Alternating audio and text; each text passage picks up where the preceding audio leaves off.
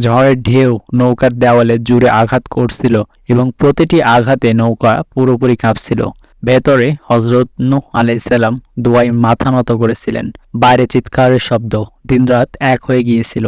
বজ্রপাতের চকমক ছাড়া কোনো আলো ছিল না। পানি এতটাই বৃদ্ধি পেল যে পাহাড়ের শুধু চূড়াগুলো দেখা যাচ্ছিল, শুধুমাত্র নৌকা ভেসে যাচ্ছিল।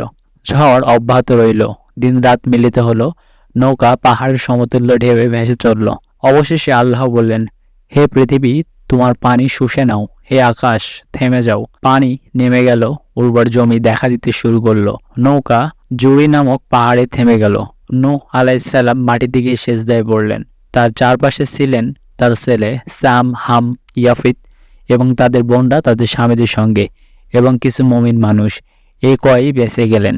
এখান থেকে নতুন যুগের শুরু হয়। কওমে নূহ ভাবছিল, আমরা শক্তিশালী, আমাদের সম্পদ আছে, আমরা বাঁচব। কিন্তু যখন আল্লাহর আদেশ এলো, তখন সম্পদ কাজে লাগলো না, মূর্তি কোনো কাজে লাগলো না। আজকের জন্য এটি একটি শিক্ষা এবং বার্তা। ক্যারিয়ার, মানুষ কি বলবে, সামাজিক মাধ্যম, অহংকার, এসব কখনো আল্লাহর আদেশের থেকে গুরুত্বপূর্ণ নয়। সেই সময় নৌকা বেঁচে গেল। আজ আমাদের নৌকা হলো তাওহীদ, নামাজ, তওবা, কুরআন ও সুন্নত। কমেন্টে লিখো এই ঘটনা থেকে তোমার কি শিক্ষা হয়েছে এবং চ্যানেলটি সাবস্ক্রাইব করতে ভুলো না। দেখা হচ্ছে পরবর্তী ভিডিওতে।